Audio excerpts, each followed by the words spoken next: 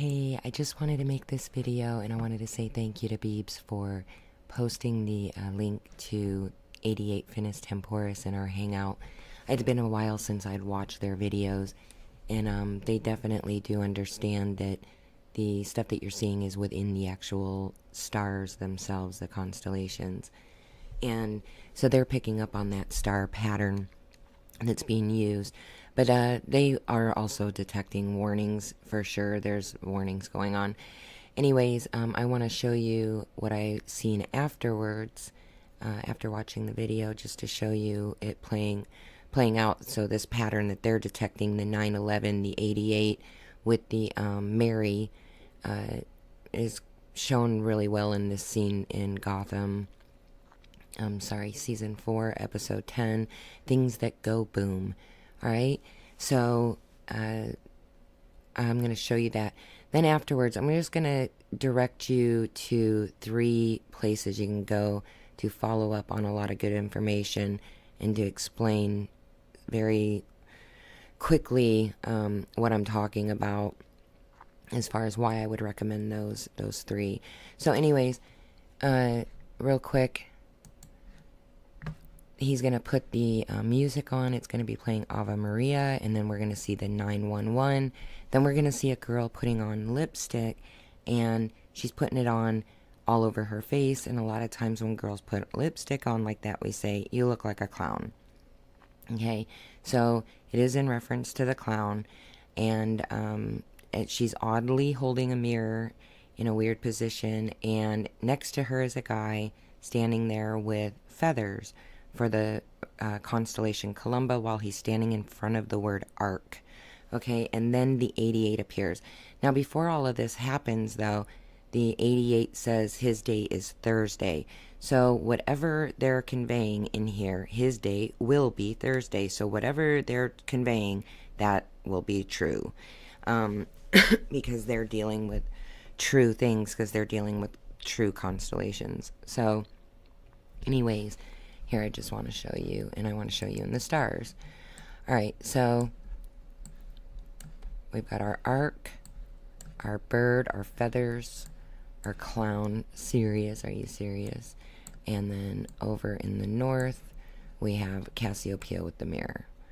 So, I don't know at what time they're talking about. I haven't tried to figure that out. I just wanted to share this video specifically because it shows really well how they will set up the scene. I know that I showed you that in Constantine also. I've showed you with Puff the Magic Dragon, blah, blah, blah. But anyways, the more videos that I can just put up real quick showing this, the more I'm sure it'll help people who are trying to look into this more. So, again, Columba is going to be represented with something with wings, you know, with feathers. Because in order for the markers to be proper in the stories and the stars, they do have to stay within the realm of, you know, what makes that constellation that constellation. They will apply objects to it, though, things like Ferris wheels and things like, you know, the twin towers, because the twins went down that day in the west. During the Revelations 9 sign, and then Revelations 9/11, they actually made happen on Earth, even though it was just a star sign. It wasn't, you know, this whole description is literally just a great myth about that star sign, and then these buttheads came along, and using their sorceries, they made things happen on Earth. So, anyways, here.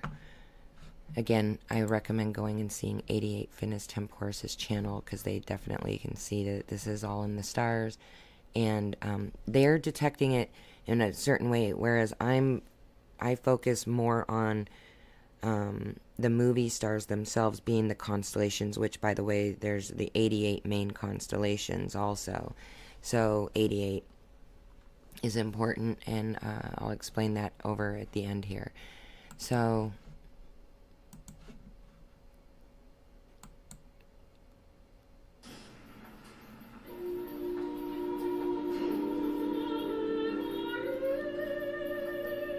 there's our 911 with Maria playing. Here's our oddly held mirror where she's putting on her clown makeup. Our guy with his feathers with the word arc next to him. Okay? See, now, why would that scene be set up that way except for the fact that they are setting it up based on the alignments? I wish, like, if I knew who every person was and their numbers and stuff, we'd be able to fill in so many more characters. So the more people who are into this stuff, who decide to look into this, might, you know, it would be wild to have a whole group of people. That would just be wild. We'd probably be able to just lay out entire scenes and know exactly what they were talking about, when, where, you know, as far as when that alignment happens, blah, blah, blah.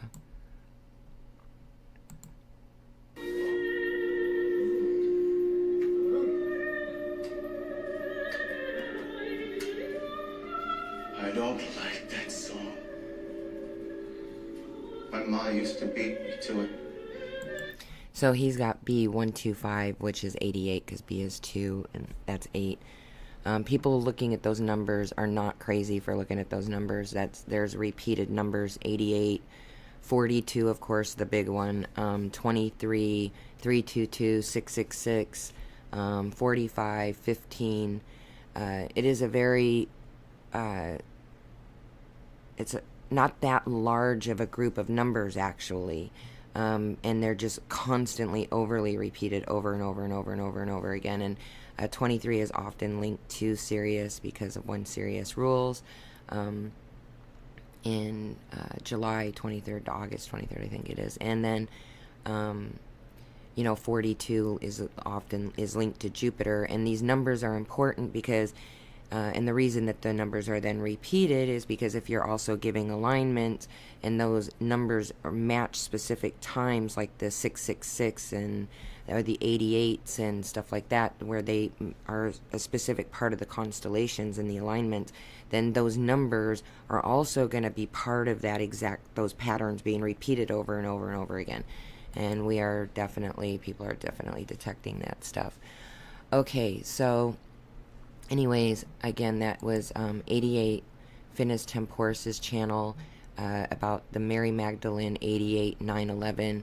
Then over in Gotham, it starts with Ave Maria, it goes to 9/11. It gives the clown, the mirror, the feathers with the arc, all part of the scene, the star alignment scene with our 88 coming forward. And earlier he says he's Thursday, and again, that would be relevant if you understand. I'm totally sure that it would be very specific to this 88, and that Thursday is going to be linked in the constellation. So anyhow, as far as recommendations, if you're trying to follow this stuff, like, you're getting this sense that what I'm saying is correct, but you want to go look at other stuff, and I've said this in other videos, but I'll re-point it back out again.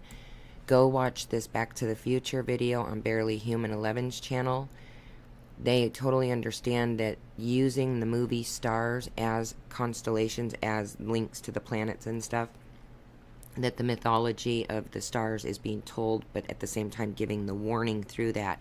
So Christopher Lloyd, he is always represented as Jupiter, Zeus, the Christ figure, in all of his movies, hence the lightning bolt, the eagle, why he's Oz.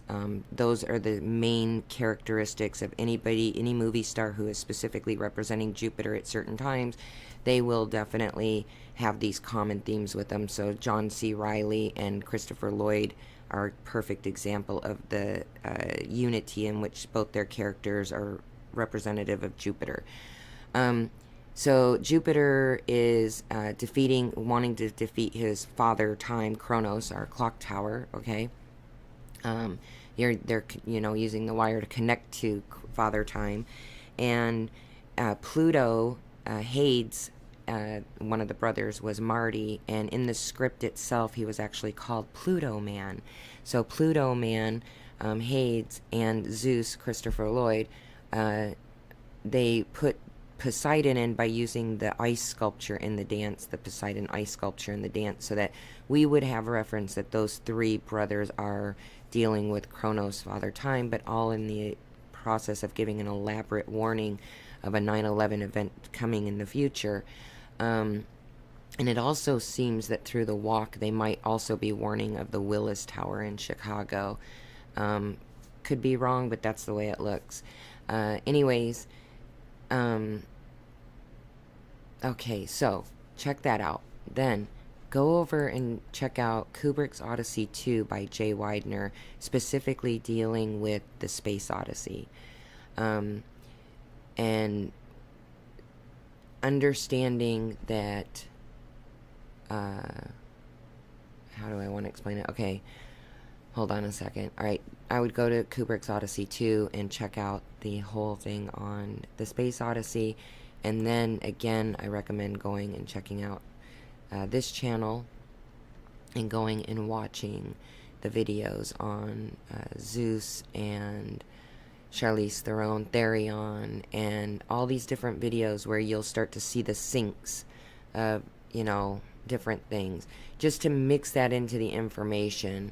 Okay, so what Stanley Kubrick shows us in the Space Odyssey, just as a quick rundown of Jay Weidner's, and I'm not going to be doing his documentary any service, but by doing such a quick little rundown here.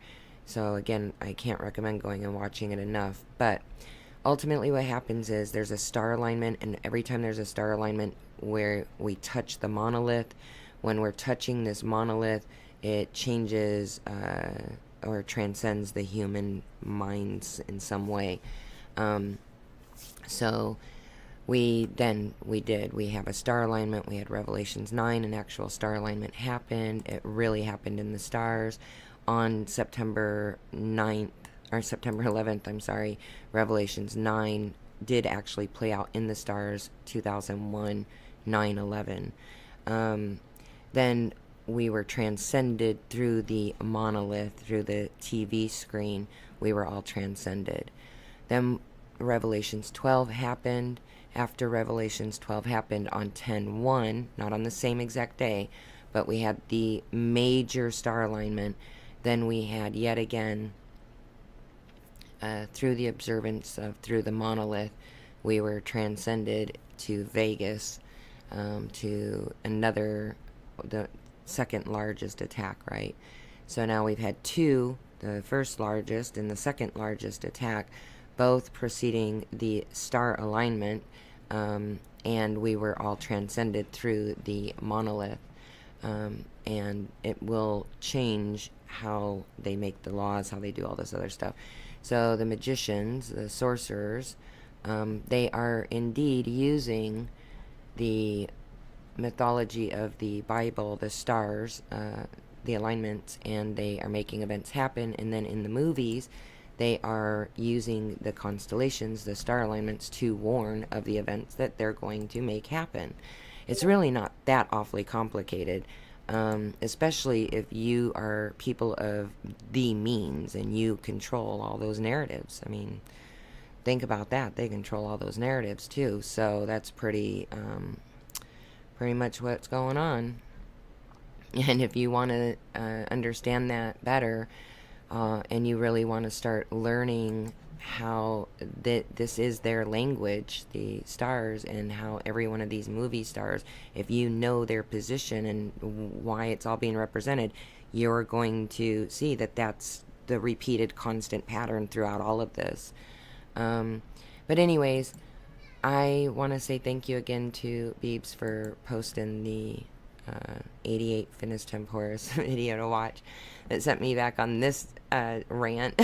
Anyways, and I don't want to repeat it, but yes, Back to the Future on Barely Humans, Stanley Kubrick's Odyssey 2 by Jay Weidner, then go see one on the moon landings, rereading your Revelations with the star charts, and going over to Seallion, I never know how to say it, but it is an anagram, by the way. So in their videos, and look up a lot of synchromysticism stuff too, because even though they're not necessarily following into detail of this, or they might be, there's just things that they'll pick up on within the music and the movies and stuff, and a lot of times those little syncs can actually help you identify a character. So if you say, maybe you're wondering Bruce Willis or something, so you type in Bruce Willis synchro mysticism and put it all as one, you'll find different articles of people seeing the different syncs within his films, and it might lead you to what that person's constellation is, or what they're supposed to represent, basically. So anyways, without ranting on anymore, I just hope that helps, and you have a good one. Bye.